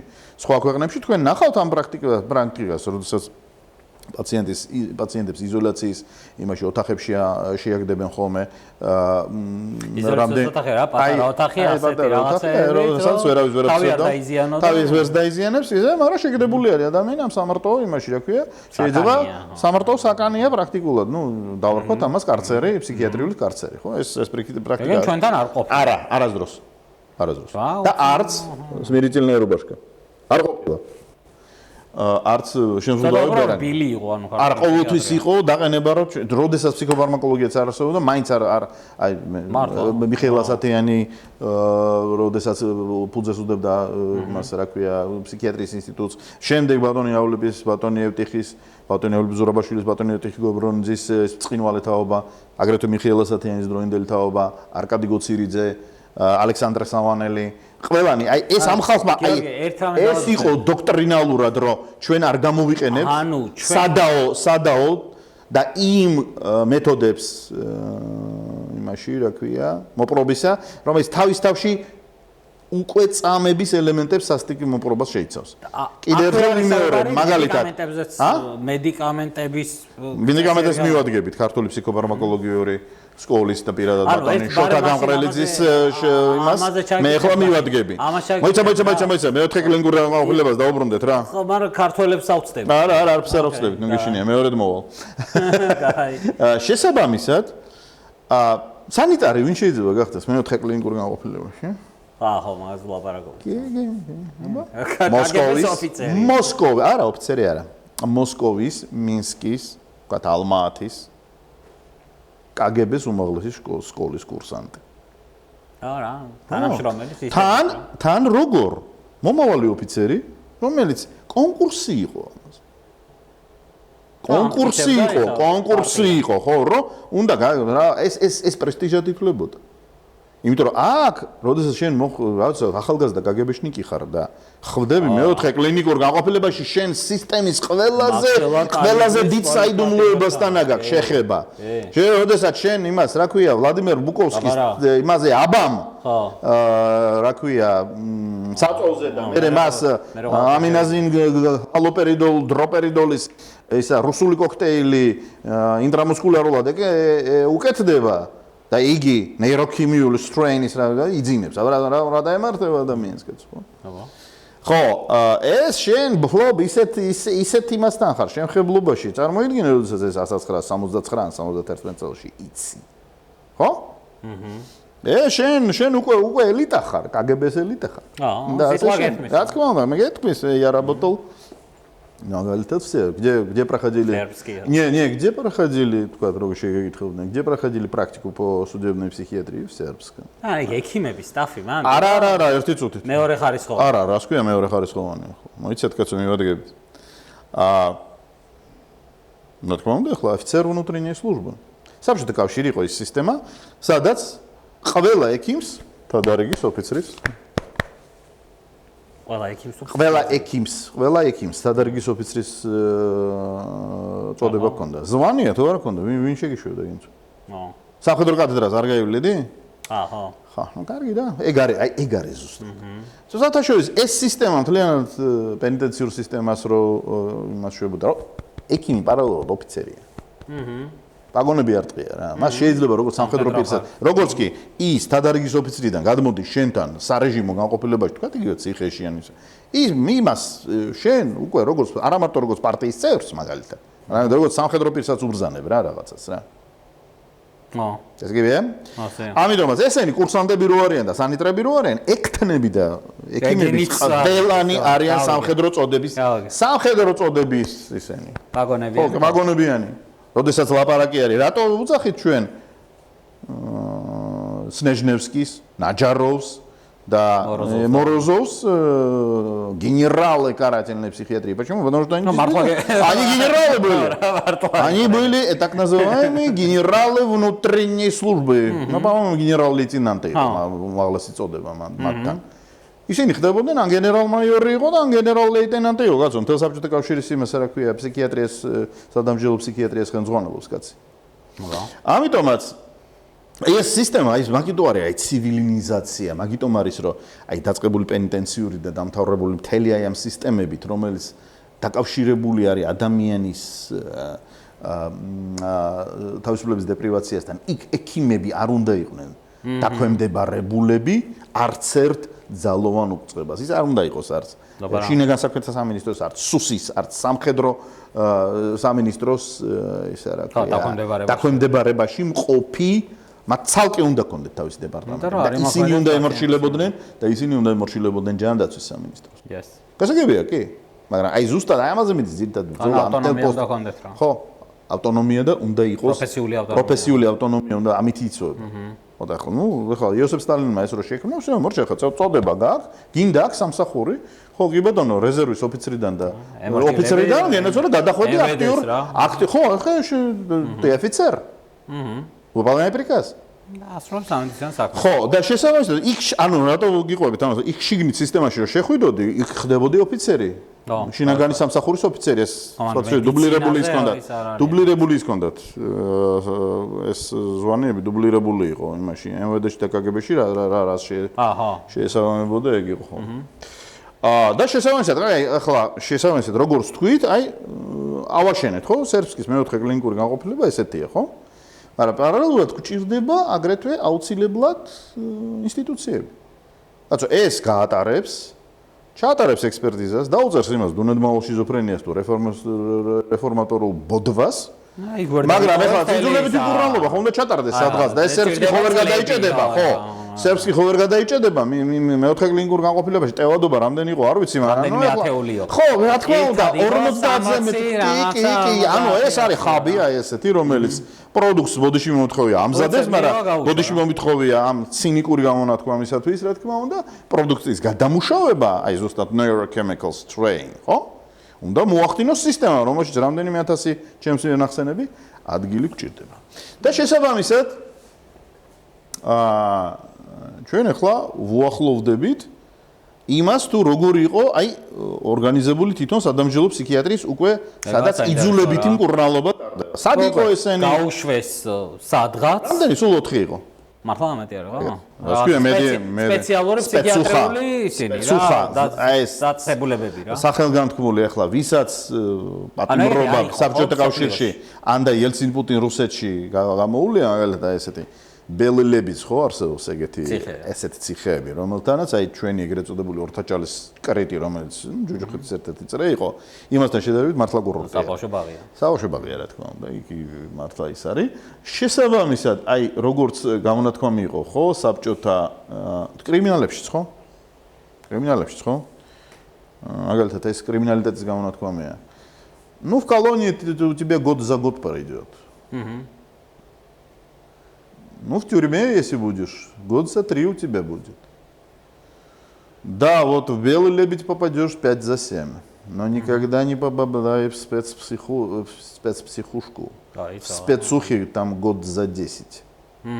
А ну, ერთ წელიწადში დაბერდები 10 წლით. ანუ ამას გეუბნებოდ, აი, როდესაც კრიმინალიტეტი პირველი წრე რა.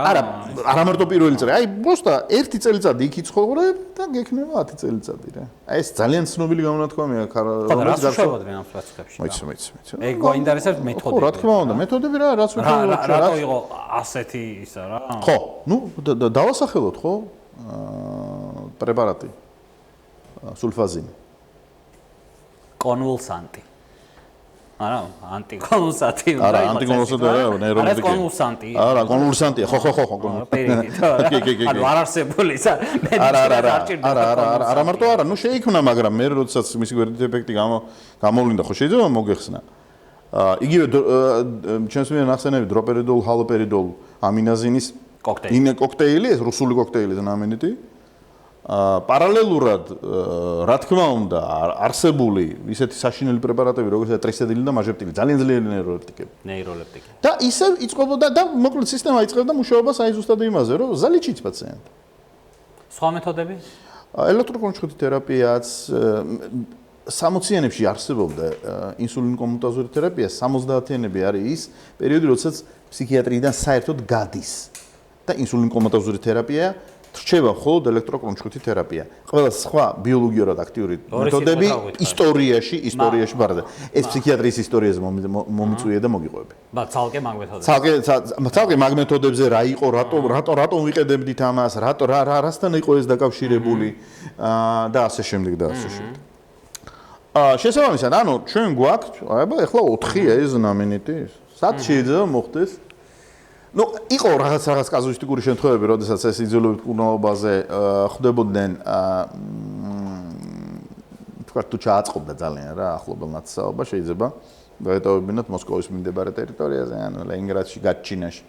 მაგრამ ძირითადი იყო, რა თქმა უნდა, ყველაზე საშინელი იყო კაზანსკაია სპიცუხა.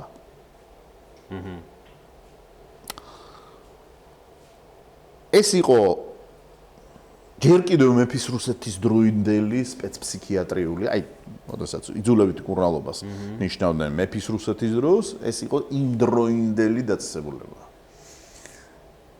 ეხლა მეფის რუსეთის დროინდელი ცოდვიანობა როგორი არის, მაგაზე არ ვილაპარაკებ, ერთი მარტო ისიც არა რომ არის ვერსია რომ ვლადიმირ ილიჩ ულიანოვ-ლენინის უფროსი ძმა საშენკა ბომბისტი ულიანოვი არ არის სიკვდილით დაჟილი 1910 წელს კუდარი არის ყაზანის სპეცუხეში ახლა კი არის ასეთი ვერსია ეს ჭორია აღარ არის მაგრამ დოკუმენტალურად მისი მტკიცებულებები არ არსებობს მაგრამ არის ესეთი ვერსიაც აი წარმოიდგინეთ როგორც ოდვიანობისა და როგორი ადამიანური ტკივილის ისტორიული გამოცდილება აქვს ამას. რა თქმა უნდა, ეს არის ალმატინსკაია, სპეცფსიქიატრიჩსკაია, ალმატინსკაია. ეს არის დნეპროძერშინსკი და ეს არის გაჩინა. აი ლენინგრადთან ახლოს. всё, მორჩა. ეს 4 ლოკაცია არის უზარმაზარ 300 მილიონიან საბჭოთა კავშირში, სადაც ადამიანები რა ლოგიკით არის ეგენი არჩეული? ეგ თბილისი რატო არ არის? ხო, მაგრამ თბილისი რატო არ არის? რატო არ არის? იმიტომ რომ ვინ განდობდა შენმა? ჯერ ესეთი არ იყო ისეთი.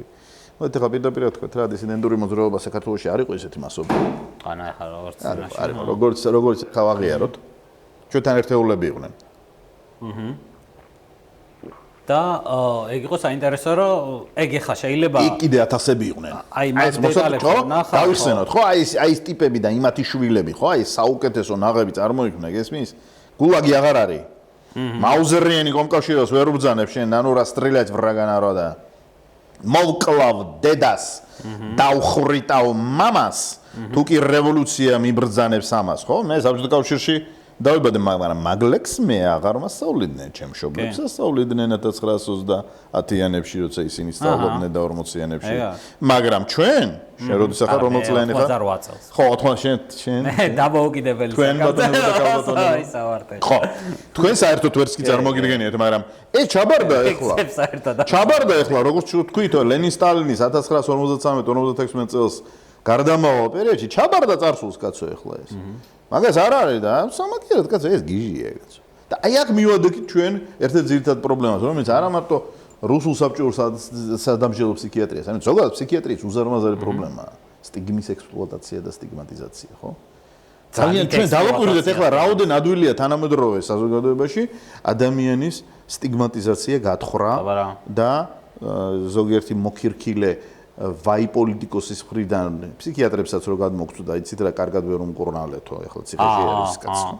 ხო, ნუ აი ეს მსგავსი არაეთიკური ეს არის სტიგმის ექსპლუატაცია. აი ძალიან ცუდი რაღაცაა. რა თქმა უნდა, მე ვსარგებლობ, მე ვიცნობ ნიკა გვარამიას ჩემი მშობლიური რასად როდის კლუბიდან.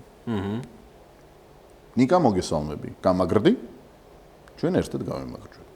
მაგრამ აი ის რაც ჩვენი სიბინძურე რაც მოვისმინეთ ნიკა გვარამიას მიმართ როგორც პაციენტის მიმართ და მისი უფლებების საჯარო შეურაცხყოფის სახით რომ ნიკა გვარამიას ფსიქიატრების დახმარება რო დაჭირდაო და ვერს უმკურნალესო წესიერადო ბატონმა იგივე ბახიძემ რო ბრძანა გავიგე ხო და მე მოსოლიდარობას უცხადე ყველა ჩემ კოლეგას რომელთანაც თანამშრომლობდა ნიკა გვარამია როგორც პაციენტი კაცო არ მალავს ის კაცი ის ჩემი ძალიან ახლო მეგობარია ვინც ნიკა გვარამიას მურნალობს მე არა მაგრამ მართლმა ძალიან ცუდად იყენებს იქნევს ხმალივით ყველა ნიკა გვარამიაზე არ ვამბობ მარტო რა ზოგადად ფსიქიატრიას როგორც რა თქმა უნდა გიჟად გამოვაცხადოთ და სა მორჩა საზოგადოება გივია შალაჭკუიდან და სა მორჩა ეს ძალიან კარგად დამუშავებული გაგებეშნიკური მეთოდი არის. აი 58-59 წლიდან მომდინარეობს ის.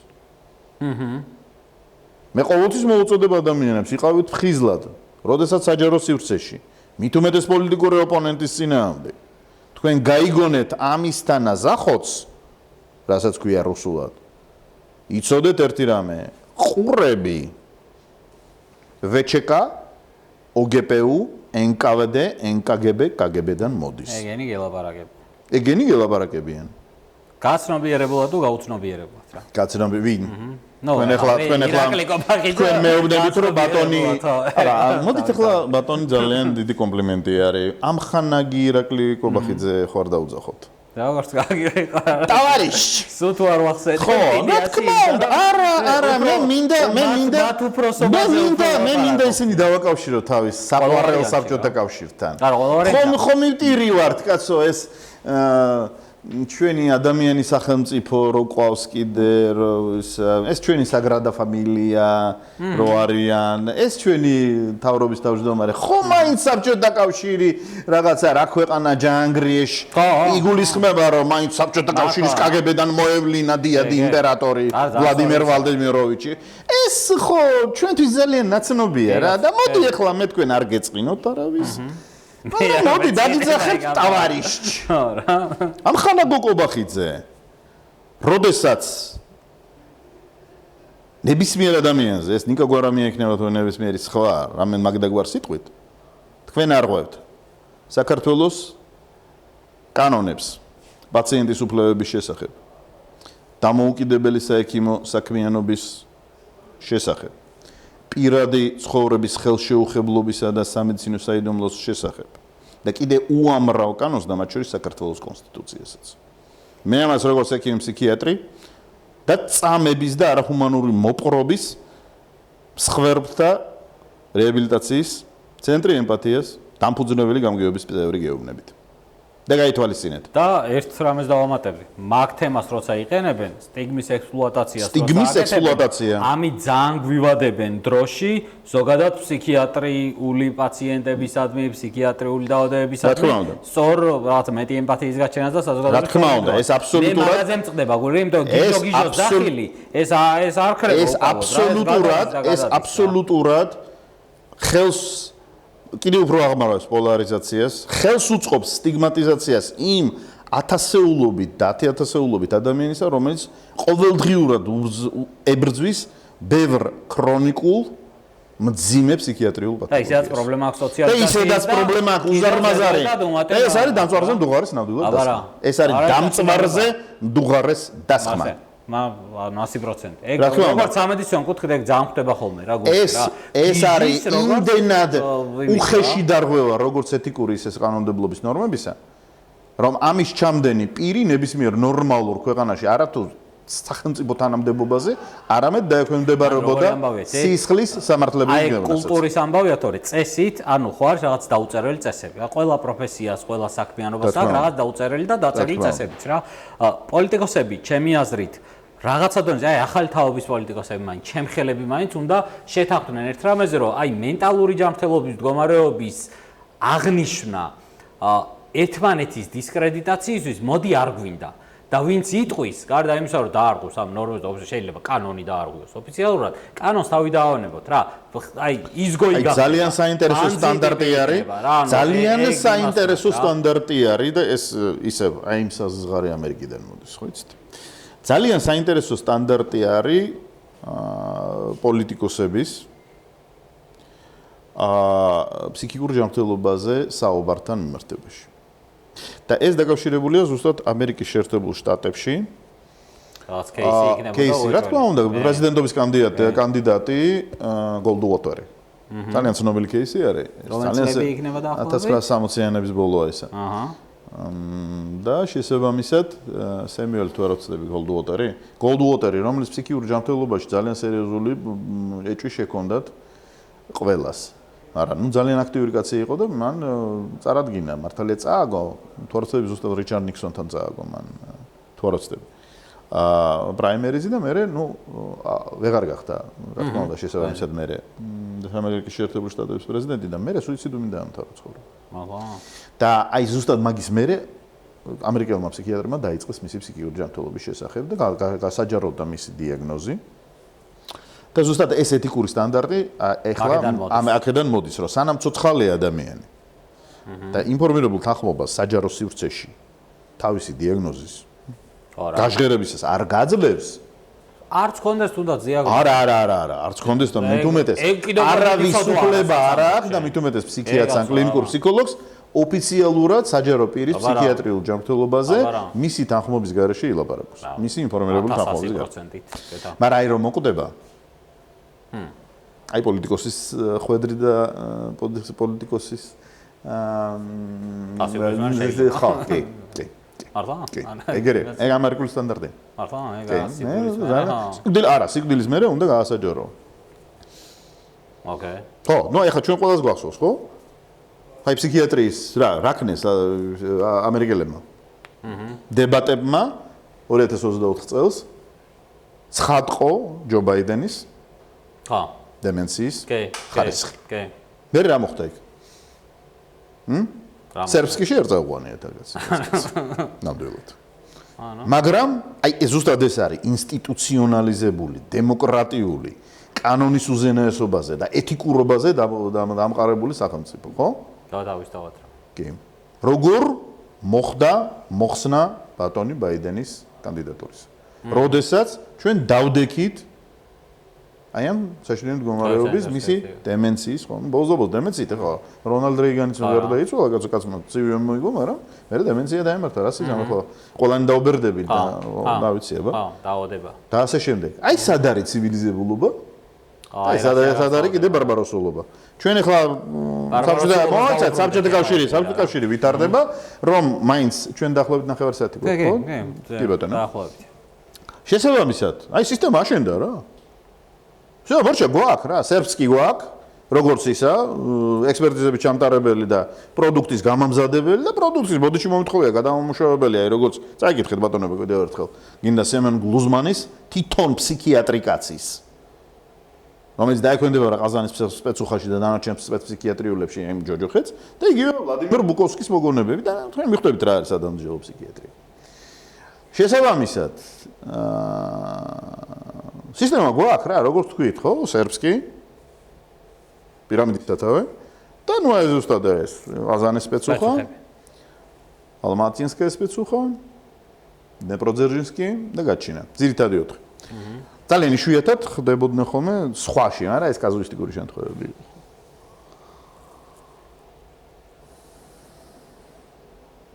გადის 60-იანი წლები და უკვე კრიტიკული ინფორმაცია იწყებს ჟონვას. დასავლეთშიც ცივი ომია, რკინის ფარდა კი არის, მაგრამ ნუ მაგისთან ინფორმაციას ვერ დამალა, ვიცით რა. როცა ერთეულს და ათეულს რო შეაგდენ, მაგრამ ასეულები და ათასეულები რო ყავს უკვე. ადამიანები, რომლებიც აქტიური მოქალაქეობრივი პოზიციით გამოირჩეოდნენ, ცნობილი იყვნენ როგორც დისიდენტები, და მე ისინი გაკრებიან. და მე კიდე залеченный появится. ხო რა, ვარიმალება, ხო. როდესაც залечили пациента, ეს უკვე ვეღარ დაიმალება, ეს ისეთი რამე არის, რომ ეს უკვე დაიწყებს ატუხტუხებას. და ნელ-ნელა თან ეგ დასავალი პროდუქტი არც იყო. არა, დიდად არც მალავდნენ, ამიტომ გაშინებდნენ, ახლა შენ თუ არა მოკეტავ, ხო, შეგაგდეთ რა. კი, ყაზანში და მოხდება მე ყაზანის სპეცუხაში და მე დამთავრდება მე შენი ცხოვრება იმით, რომ ბუჯიშ. კი, ალბათ დასამალი არც იყო. ტარდივა დისკინეზიით, ისა რა ქვია, იქნები პაციენტი. შესაბამისად ხდება უმნიშვნელოვანესი, ხო? მე მოვლენა, რა თქმა უნდა, ეს არის ჰელსინკის ხელშეკრულება. OSCE-ს შექმნა და ჰელსინკის 4 ძირითადი აქტი, რომელიც არის შემუშავებული, მე-4 აი ზუსტად ადამიანის უფლებებზე და თავისუფლებებზე, რომელიც არის მე-4 კალათა, აი ზუსტად იქ მოხვდა ეს უკვე. და შეიქმნა ჰელსინკის ჯგუფებმა უკვე საბჭოთა კავშირის შიგნითაც დაიწყეს წინააღმდეგობა ამის მიხედვით. და წინააღმდეგობა დაიწყო წინააღმდეგობის მოძრაობა, რომ გამოვავლინოთ ვინ არიან დაქვემდებარებულები აი ამ. აბა საიდან გაიგეს ახლა მიგელეთ? Почему обменяли Карвалана на простого хулигана, ხო? იმიტომ რომ გაჟონა რომ ახლა ვლადიმერ ბუკოვსკი არის შეგდებული სპეცფსიქოლოგი. და აწამებენ. და აწამებენ იქ ადამიანს ახლა. Neurochemical strain მიმდინარეობს. სემენ გლუზმანიც ეგრე გახდა ეს кейსები გახდა ცნობილი უკვე. ეს ყველაზე ძალიან ცნობილი кейსებს ლაბარაკობენ, რა თქმა უნდა. იმ ადამიანებმა რომელიც მერე აღადგინეს თავისი შრომის უნარიანობა, მთელი თავის სიცოცხლე ამასთან ბრძოლაში ესწირეს, ხო? კი. და შესაბამისად იქნება ისეთი მაშინ ეს ძალიან სერიოზული ორგანიზაცია იყო, მერე გადაგვარდა ისე ჩვენ შორის დაცეს ჟენევის ინიციატივის ფსიქიატრია სხვა რამეში. მაგრამ კრიტიკული ინფორმაცია უკვე ასეულობით და ლამის ათასეულობით გვარი უკვე ამ ადამიანებს რა სჭირთ? ან და ამ ადამიანებს როგორ მკურნალობთ, რას უშვებით თქვენ? რატო უკეთებ ტრისედილს და მაჟეპტილს ადამიანს, რომელსაც დუნედმავალი ნევროზის მაგვარი სიმპტომატიკაა. რა ამბავია ამ სულფაზინის ესე გამოყენება? სულფაზინი ხდება ის წამალი ახლა ელემენტარულად всё მორ შედამთავრებულია რა. ნუ წამების იარაღი. წამების იარაღია. ახლა ნებისმიერმა სხვა შეიძლება თქვა, სად არის გამოყენებაში? დიდი ეფექტურობით იყენა მე რა თქმა უნდა კუბაზე. ჩრდილო კორეაში. რა თქმა უნდა. ჩინის კომპარტიამ არაო. მათაც აქვს დასადამჯელო ფსიქიატრია აქვთ. მაგრამ რა თქმა უნდა, სამი ქვეყანა რომელშიც დადასტურებულად არის, რა თქმა უნდა. ჩვენ თუ ვინმეს გონია რა ესადმე გაქრა, არსად ეს ბატონებო არ გამქრალა. Русская, советская карательная психиатрия начала заканчиваться в 1987. Მაგრამ ისეთ მზერწყინვალე ქვეყნებში როგორიც არიან კუბა, ჩრდილოეთ კორეა, ჩინეთის სახალხო რესპუბლიკა.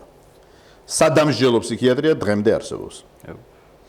ხო, მაგრამ ჩინელებმა მოდიფიკაცია ხა სულ ფაზინის აღარ იყენებენ ჩინელები რა. აი კორეაში როგორც იყო, პირიქით ჟურნალს ინფორმაცია რომ აი ზუსტად როცა დასჯა უნდათ ადამიანს. დღეს თუ არსებობდა ხო რაღაცა ჩრდილო კორეისგან იყო ჟურნალ ინფორმაციის რომ ბელარუსში და იმაში რეციდივები იყო რუსეთში, მაგრამ ჯერჯერობით სისტემურზე ჩვენ არ შეგვიძლია. ოკეი. და ეს უზარმაზარი ინფორმაცია, კაცო, ჟურნალს გროვდება ასეულობით და უკვე ათასეულობით გვარებია, ხო? ადამიანებისა, რომელიც დაქვემდებარებელები არიან, იძულებით კურნალობაზე, რა, დონედმავალი შიზოფრენიის დიაგნოზი აქვს. დონედმავალი აქვს რა, ახლა ამბულატორიაში შეიძლება უკურნალო და შენ შეტანილი ყავს იმაში, რა, 5 წელიწადი იმაში, რა, ყაზანის სპეცუხაში, რა ამბავია, კაცო. და შემდეგ მე ხდება ისტორიული მოვლენა. 1993 წელს კუალა-ლუმპურში გამართულ მსოფლიო ფსიქიატრთა მერვე კონგრესზე საბჭოთა კავშირის ფსიქიატრთა საზოგადოება ფსიქიატრიის პოლიტიკური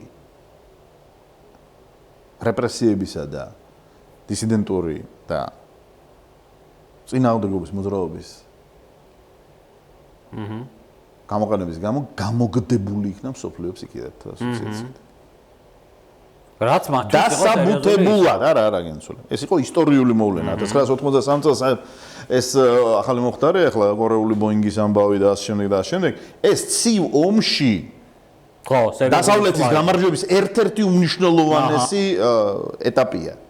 ის გამარჯვება არ მოსულა იმიდან, რა ქვია, ზოგ-ზოგიერთებს რო გონიან, ეგრე იყო საჭირო. და გარბაჩოვმა, იაკოვლევმა და შევარდნაძემ გაყიჯეს საბჭოთა კავშირი. მასე არა, გენაცვალე, ეგრე არ მოხდარა ეგა. დაუმტკიცეს, გამოაბუნძურეს სამარცხვინოდ. და კიდევაც დაადეს სათანადო სანქციები და უთხრას, აი, როდესაც მოინდომეთ დაბრუნებას, ხო? აი, ეს სისტემა უნდა დემონტირებული. 1980 არ დაიკიდეს, ასე. არა თუ არა დაიკიდეს. არავე 1993 წლის კუალა-ლუმპურის ამ გამობუნძურებას მე მოყვა რეიკიავიკი. 11 წელი. 1997 წლის რონალდ რეიგანისა და მიხეილ გორბაჩოვის შეხვედრა, რომელიც ულტიმატუმით დამთავრდა. რამდენიმე იყო იქ პუნქტი იმ ულტიმატუმისა, რომელიც წარადგინა მიხეილ გორბაჩოვს რონალდ რეიგანის მიერ და ერთ-ერთი იყო ის სიები გადასცა. ესენი გამოუშვი. დიახ, აი შენ გაქვს სადამსჯელო ფსიქიატრია. აი სანამ ეს ხალხი შენ სპეცუხებში გიყრია, მანამდე მე შენთან ლაპარაკს არ ვაპირებ. დიახ. არა, დონის პოლიტიკური ისე ვარ. დიახ. აი ესეთი დონის პოლიტიკო თან, იცით რა, აქ ლაპარაკია იმაზე, რომ რამ წარმოგიდგენიათ რამხელა მეთოდოლოგიური ის არის ჩადრება, სადაზვერვო. რამხელა ადამიანური მიდგომები არის ამაში გაკეთებული. რა ესე ააფარეს სკკპ გენერალურ მდივანს მიხაილ სერგეევიჩს ვიცი რა შენ გენაცვალე, აი დღემდე შენ ესა გაქვს რა, პერესტროიკა რა, გლასნოსტი რა, დემოკრატიზაცია. სანამ ეს სისტემა დემონტირებული შენს ქვეყანაში არ არის, მე შენ არ გელაპარაკებ.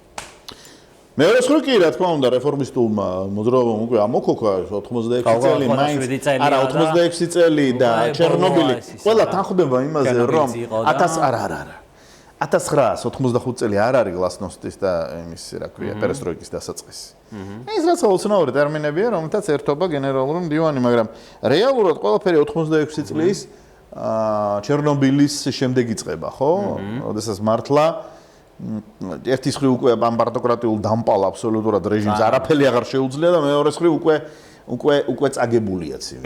წაგებულია ავღანეთის ფრონტზე, წაგებულია პოლონეთში, წაგებულია იდეოლოგიურად, წაგებულია მორალურად და წაგებულია საკუთარ მოხსახლებასთან. ლოკალური ეროვნული მოძრაობების დონეზეც სხვა.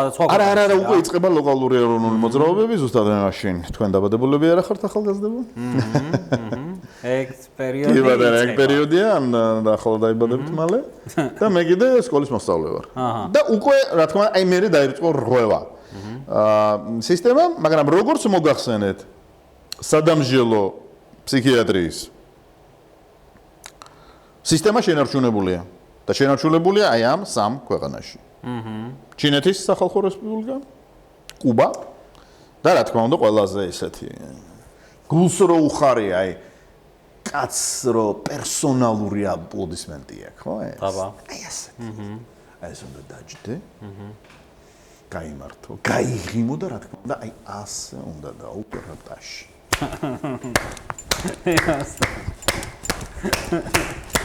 და სანამ ის არ განიშნებს, რომ შეიძლება გაჩერდეს, ასე დაგიქნებს ეს.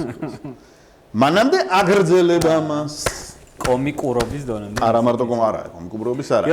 აი ამ ნაწილს დავასრულებ ზუსტად ლევ პანამარო და ძალიან სერიოზული დისიდენტი ყავდა, და გასაც გამოვლილი აქ. და რაღაცის სტრანი რაღაცები ხო ამ რუსეთშიც ხდება ხოლმე რა. განსაკუთრებით 2010-იანების დასაწყისში და აი კიმ ჩენ ინის მამა კიმ ჩენ ირი რომ მოკვდა, რატომღაც როგორღაც მოხვდა რომ ეს პანამაროვი მოხდა ჩრდილოეთ კორეაში. და გოსდუმის და общественной палатის რაღაცა გაუშვეს დელეგაცია და ნუ ესეც შენო რახან დისიდენტი ხარო და რაც ხარ ბევრი დამსახურება კარგად იბრძოდიო იმისი რა ქვია კომუნისტური წყობის მიმართ აი პრემიალურად შენო წადიოდა ნახევ ახლა იქ რა ხდებაო და კარგად მახსოვს ეს აი რაღაც ჩასაფრებულები ტელეჟურნალისტები 2011 არის 11-ში არ მოკვდა ეს კიმ ჩენ ირი და ეს კიმ ჩენ ინი გამეფთა ახლა რა პატარა ხო და გენიალური კადრები არის რომ ჩამოდიან ყველანი ვიღაცები და ჩამოდის ეს ლევ პანამაროვი თვალწინ მიდგას მისი წაშალილი სახე. Ну что, вот что вы видели в Северной Корее, что там было, რაღაცები და მიესია ეს ჟურნალისტი. მთელი ჟურნალისტიკური ეს армия. Одну минутку. Я скажу только одну вещь, канадская ман. Такого оболванивания собственного населения не позволяли себе ни Адольф Гитлер, ни Иосиф Сталин. მაგის შეერდება. ხო.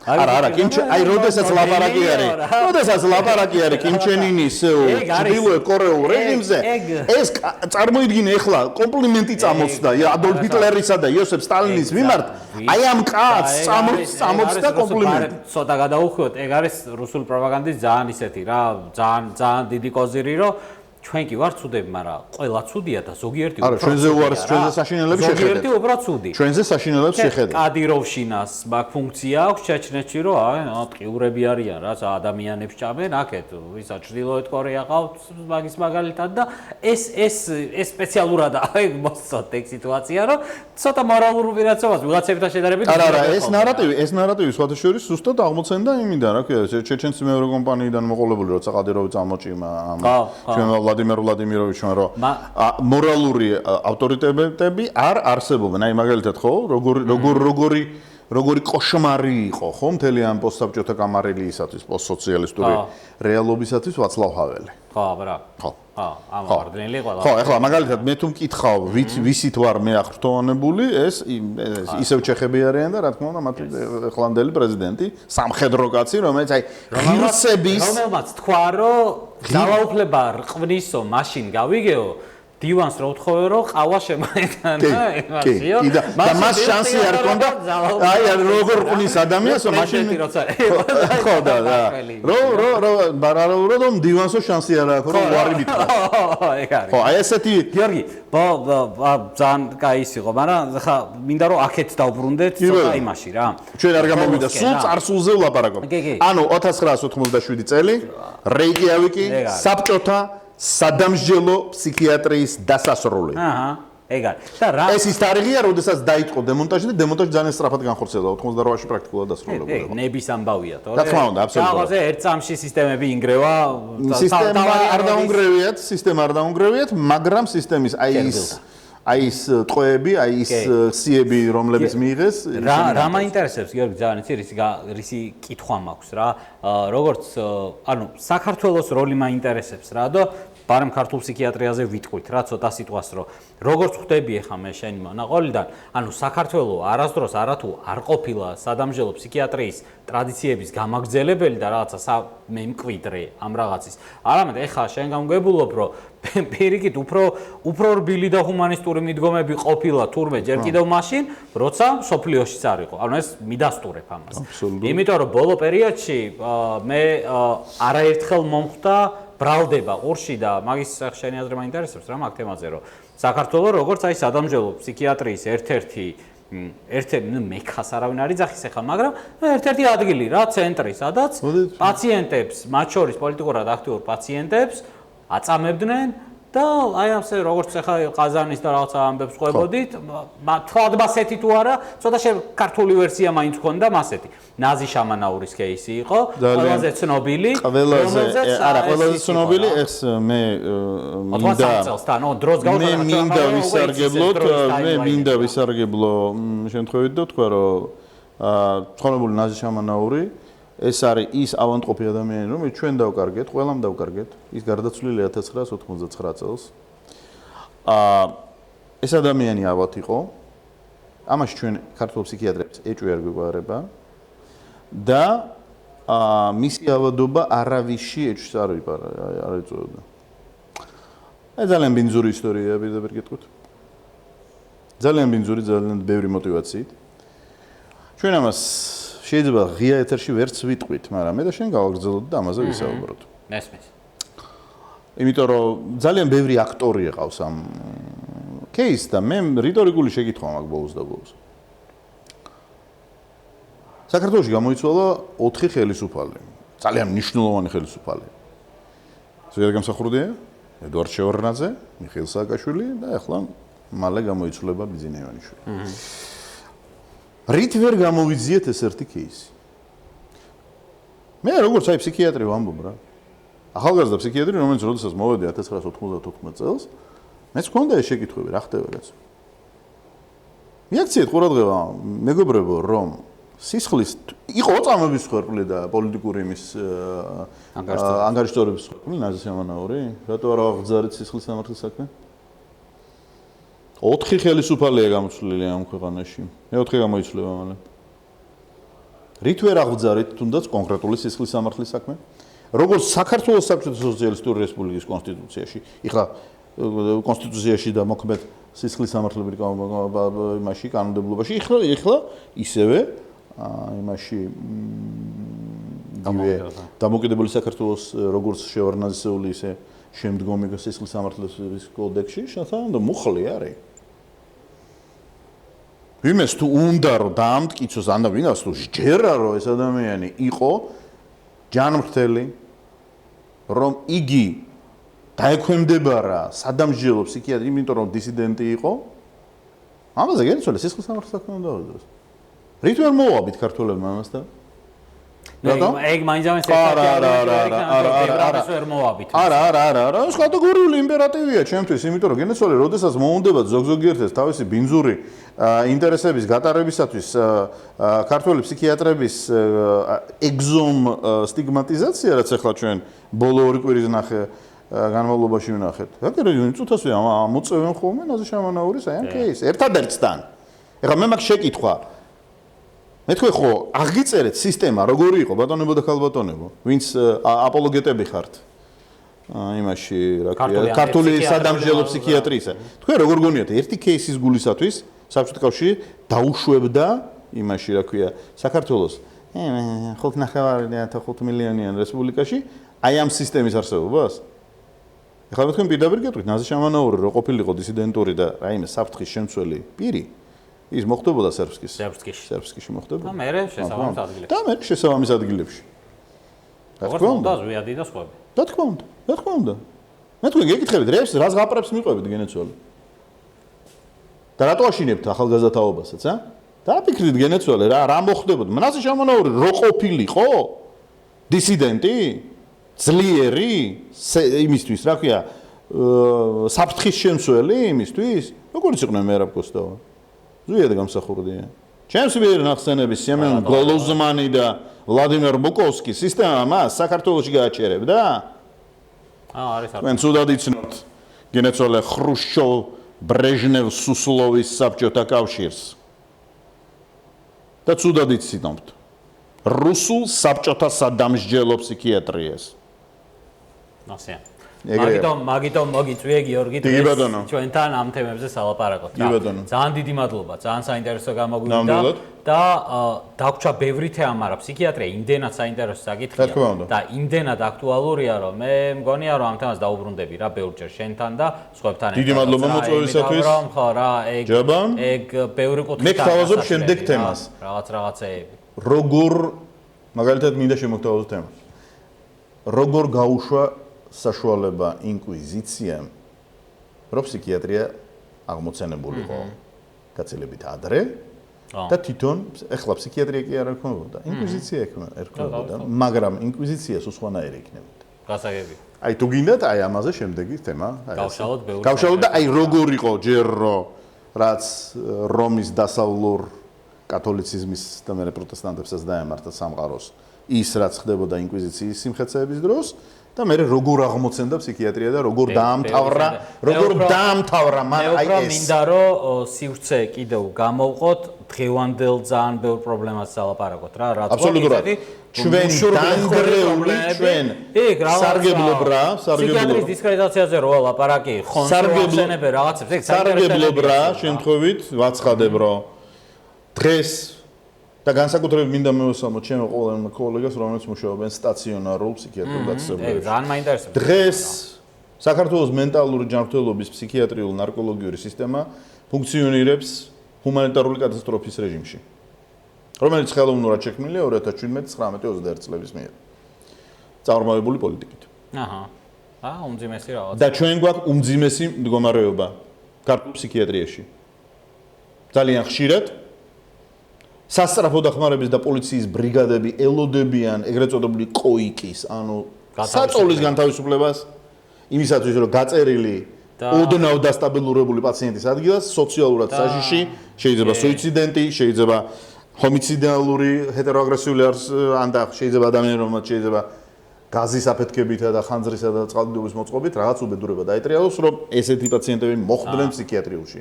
სრულ სოლიდარობას უხაცხადებ ყველა ჩემ კოლეგას, რომელიც აი ამ handmade კატასტროფის შიგნით ეპიცენტრში იმყოფებიან და ცდილობენ რომ პაციენტებს აი მაგ თემას აუცილებლად დაუბრუნდები. დიდი მადლობა გიორგი სტუმრობისთვის და ძალიან საინტერესო მომავლის თემების მოხაზვისთვის. აუცილებლად. ჯაბა დიდი მადლობა მოწვევისათვის და შევხვდებით კიდევ ბევრჯერ. და ეს იყო ჩვენი დღევანდელი საუბარი. ჩემი აზრით ძალიან საინტერესო overview გამოგვივიდა ამ საბჭოთა დამსჯელობითი ფსიქიატრიის და ფსიქიატრია ერთ-ერთი ის თემაა, რომელიც იქნება ჩემი პერსონალური ინტერესი და არაერთხელ დაუბრუნდები სხვადასხვა კონტექსტში, სხვადასხვა ადამიანთან ერთად.